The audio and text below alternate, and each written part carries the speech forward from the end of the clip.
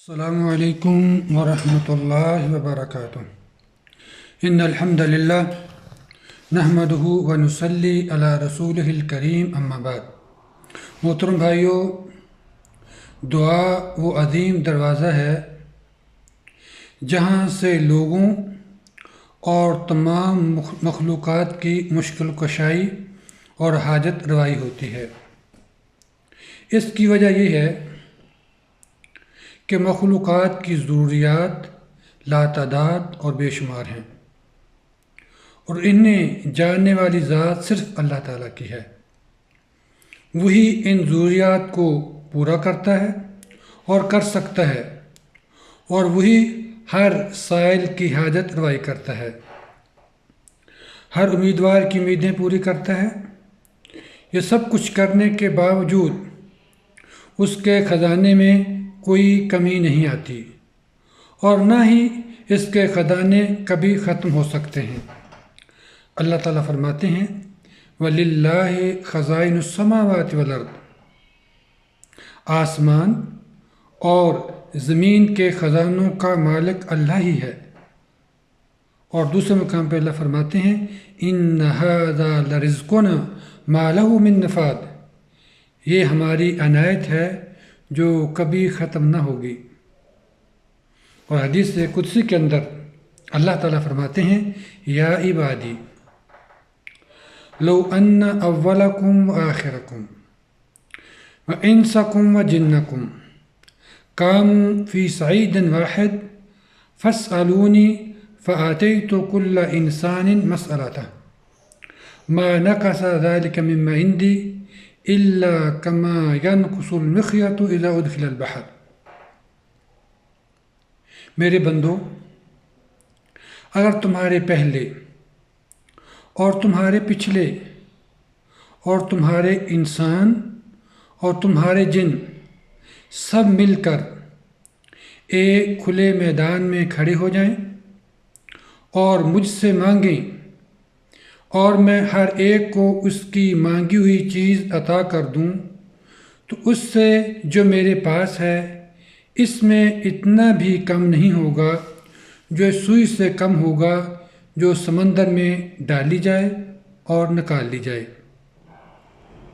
تو انسان کے لیے یہ بہت ہی بڑا خسارہ ہے کہ وہ اللہ تعالیٰ سے مانگنے میں، دعا کرنے میں سستی کرے، کیونکہ وہ شخص جس کو اللہ تعالیٰ دعا کرنے کی توفیق دے دیتے ہیں، جس کے لیے اللہ دعا کا دروازہ کھول دیتے ہیں، اس کے لیے تو رحمت کے اللہ دروازے کھول دیتے ہیں۔ آپ صلی اللہ علیہ وسلم نے فرمایا من فتح لہ منکم باب الدعاء فتحت لہ ابواب الرحمہ، جس کے لیے دعا کا دروازہ کھول دیا گیا اس کے لیے رحمت کے دروازے کھول دیے گئے۔ اللہ تعالیٰ کو اپنے بندوں کی جانب سے عافیت کا مطالبہ بہت پسند ہے، اور دعا تو وہ عظیم چیز ہے، وہ عظیم ہتھیار ہے کہ اس چیز سے بھی فائدہ دیتی ہے جو تکالیف مصیبتیں انسان کو لگی ہوئی ہیں، اور ان چیزوں سے بھی فائدہ دیتی ہے جو ابھی تک آنے والی ہیں، اس کو پہنچی نہیں ہے۔ رسول اللہ صلی اللہ علیہ وسلم نے فرمایا ان الدعاء ينفع مما نزل ومما لم ينزل فعلیکم عباد اللہ بالدعاء، دعا نازل شدہ اور متوقع النزول ہر دو میں مفید ہے، لہٰذا اے اللہ کے بندو اللہ سے دعا کیا کرو۔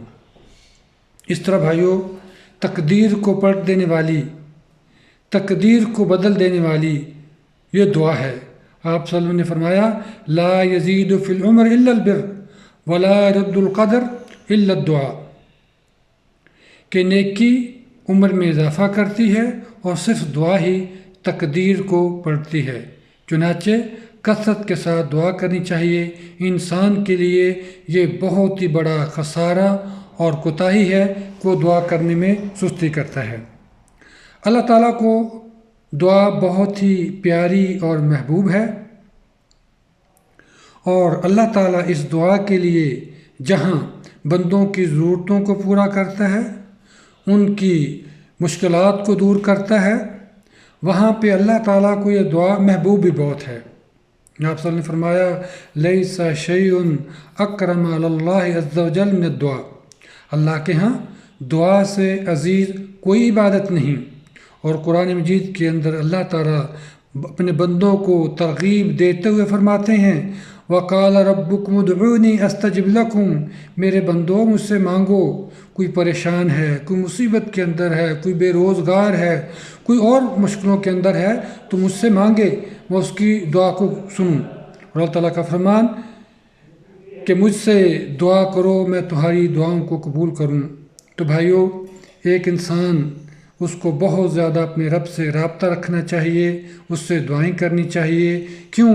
اس لیے کہ دعا وہ ہتھیار ہے کہ جہاں پہ کوئی ہتھیار کام نہیں آتا یہ کام آتا ہے۔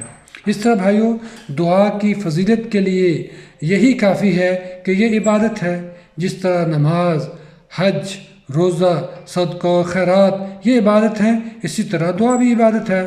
رسول اللہ صلی اللہ علیہ وسلم نے فرمایا الدعاء هو العبادہ، بے شک دعا ہی عبادت ہے۔ اور اللہ تعالیٰ ایسے لوگوں سے ناراض ہو جاتے ہیں، غصہ کرتے ہیں جو اللہ تعالیٰ سے مانگتے نہیں ہیں۔ رسول اللہ صلی اللہ علیہ وسلم نے فرمایا اِنَّهُ مَن لَّمْ يَسْأَلِ اللَّهَ يَغْضَبْ عَلَيْهِ، جو شخص اللہ تعالیٰ سے سوال نہیں کرتا اللہ اس سے ناراض ہوتے ہیں۔ تو بھائیو، دعا ایک عظیم عبادت ہے۔